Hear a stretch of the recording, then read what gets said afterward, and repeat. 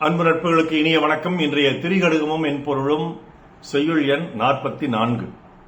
மனநோய் தரும் 3 செயல்கள் அல்லது அறிவுடையார்க்கு நோய் ஆவன என்ற தலைப்பில் நல்லாதனார் 3 கருத்துக்களை இந்த செய்யுள் சொல்கிறார்.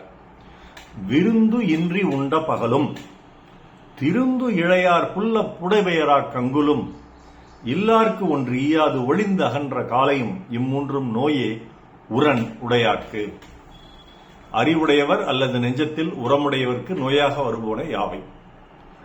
பகல் உணவு உண்ணும் போது விருந்தினர் யாருமின்றி தனியாக சாப்பிடுதல், அணிகலன் அணிந்த மனைவியை அன்பாக அணைக்காமல் தவிர்த்தல், வறியவர் ஒருவருக்காவது உதவாமல் கடந்து போன நாள், இவை மூன்றும் மன உறுதி கொண்டவர்களுக்கு மனநோய் ஏற்படுத்தும் அப்படின்னு சொல்றாரு அவர். இந்த 3 செயல்கள் என்னென்ன செயல்கள்? ஒன்று நம்ம சாப்பிட்டுட்டு இருக்கிறோம் வீட்டில், நமக்கு தனியாக டைனிங் ஹால்னு ஒன்று இல்லை, அந்த தொலைக்காட்சி இருக்கக்கூடிய அந்த ஒரு அறையிலேயே அமர்ந்து சாப்பிட்டுட்டு இருக்கோம். அப்போ ஒரு விருந்தினர் வர்றார், முகம் தெரியாதவர் இல்லை, ஒரு வகையில் நமக்கு உறவினராக கூட இருக்கவர் வர்றார். ஒரு பத்திரிகை கொடுக்கறதுக்காக வர்றாரு அல்லது நம்மளுக்கு பார்க்கறதுக்காக வர்றாரு. வந்தோடனே நாம் என்ன பண்ணுவோம்? 3 விஷயம் பண்ணுவோம். ஒன்னும் அந்த தட்டை தூக்கிட்டு பக்கத்தரைக்கு போயிட்டு நீங்க உட்காருங்க நான் வந்தேன் போயிடுவோம். போய் சாப்பிட்டுட்டு கையெல்லாம் கழுவிட்டு வந்துட்டு அப்புறங்க அப்படின்னு சொல்லுவோம். அல்லது சாப்பிட்டுக்கிட்டு ஒரு ஒப்புக்கு சப்பானின்னு சொல்லுவாங்களா, அந்த மாதிரி ஏங்க வாங்க சாப்பிடலாம் அப்படின்னு சொல்லுவோம். அல்லது 3வது அதை கூட கேட்காம உட்காந்து சாப்பிட்டு முடிச்சுட்டு அவர்கிட்டயே பேசி முடிச்சுட்டு அனுப்பிச்சிட்டு மறுபடியும் தொடர்ந்து சாப்பிடுவோம். இந்த 3 நடக்கும். இதை தயவு செய்து செய்யாதே. நீ சாப்பிட்டுட்டு இருக்கும்போது ஒருத்தர் வந்தாருன்னா உள்ள அன்போட உண்மையோட அவரை சாப்பிட்றீங்களான்னு கேளு. அவர் வேண்டான்னு சொன்னா கூட, நீங்க 4 இட்லி சாப்பிடலான்னு இருந்தா கூட 1 இட்லி குறைச்சிக்கிட்டு அந்த 1 இட்லியும் கொஞ்சம் சட்னியை வச்சு அவருக்கு கொடுத்துட்டு மீதி 3 இட்லியும் நீங்க சாப்பிடுங்க. அப்படி நீங்க செஞ்சீங்கன்னா நீங்க அறிவுடையவர்கள், உங்களுக்கு மனநோய் வராது. மனநோய் வரக்கூடிய காரணங்கள் என்னங்கிறத நல்லாதனார் சொல்றாரு. இது 1வது.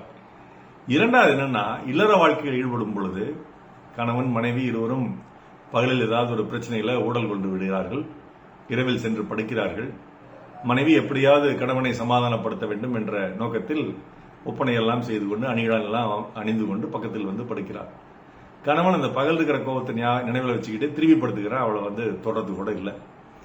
இப்படி நீ பண்ணினாலும் உனக்கு மனநோய் வரும் அப்படி சபிக்கிறார் நல்லாதுல. 3வது என்ன சொல்றாருன்னா, ஏழைகள், வறியவர்கள், உதவி தேவைப்படுவர்கள், அவர்களுக்கு என்று ஒருவருக்காவது நீ ஒரு நாளைக்கு ஒருத்தருக்கு உதவி செய்யணும்.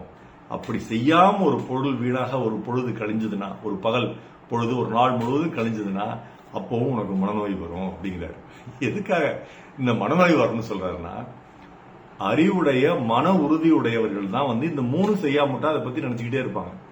அடடா இன்னைக்கு வந்தார் அவரு காலைல சாப்பிட்றதுக்கு, நம்ம சாப்பிட்டு இருக்கும்போது நம்ம 2 இட்லி தான் மீதி வச்சிருந்தோம், அந்த 2 இட்லி சாப்பிட்டோம். அவர் வந்தார், சரி ஒரு காப்பி தண்ணியாவது குடிக்கலான்னு கேட்டுக்கலாமல்ல, நமக்கே 2 இட்லி தான் இருக்குன்னு சொல்லிட்டு நம்ம அவர் கொடுக்கறதுக்கு ஒண்ணும் இல்லையே அப்படின்னு விட்டோமே, அது தவறு தானே. குறைஞ்சபட்சம் ஒரு காப்பி தண்ணி அல்லது ஒரு ஜூஸ் அந்த மாதிரி ஏதாவது போட்டு கொடுத்துருக்கலாம்ல அப்படின்னு அதையே மனசுல போட்டு உழப்பிட்டு இருப்பார். ஏன்னா அவர் நல்லவர், படித்தவர். அப்படி உழப்பிட்டு இருக்கும்போது அவருக்கு மனநோய் வந்துடுறது. அப்படின்னா என்ன அர்த்தம்னா, தூங்க மாட்டாரு, சாப்பிட மாட்டாரு, இப்படி பண்ணிட்டோமேப்பா நினைச்சிட்டு இருப்பாரு. 2வது மனைவியை தழுவாத கணவன், அதை நினைச்சு எண்ணிக்கிட்டு இருப்பான். அவளை ஒண்ணுமே நம்ம தழுவாம விட்டோமே, ஒருவேளை அப்படி பண்ணிட்டா இப்படி பண்ணிட்டா என்றும் நினைப்பான். பாவம் அல்லப்பா அப்படின்னு நினைப்பான், நம்மளும் பாவம் அல்லப்பா என்றும் நினைப்பான். இது 2வது. 3வது, நான் காலையில் மருத்துவமனைக்கு செல்லும் வழியில் என்னுடைய சட்டைப்பையில் 10 ரூபாய் நோட்டுகள் 1-2 இருக்கும். அப்ப சாலையில் சில பேர் பிச்சை ஏந்தி வருவார்கள், அது ரொம்ப வயதானவர்கள், அந்த மாதிரி இருக்கவங்களுக்கு கொடுத்துருவாங்க. இது தினமும் செய்யறேன். இது செய்யணும்னு எந்த கட்டாயம் இல்லை, கொடுக்கும்போது எனக்கு ஒரு ஆத்ம திருப்தி கிடைக்குது. ஒருவேளை அன்னைக்கு நான் பணம் மறந்துட்டு போயிருந்தேன் அப்படின்னா, யாராவது கேட்கும்போது நம்ம கொடுக்காம விட்டேன் அப்படின்னா, அடடா அவங்க கேட்டாங்கல்ல கொடுத்துருக்கலாம்ல, ஒரு டீயாவது வாங்கி குடிச்சிருப்பாங்கல்ல, பாவம் பசியோடு இருந்திருப்பாங்களே அப்படிங்கிற எண்ணம் என் மனசுக்குள்ள இருந்துகிட்டே இருக்கும்.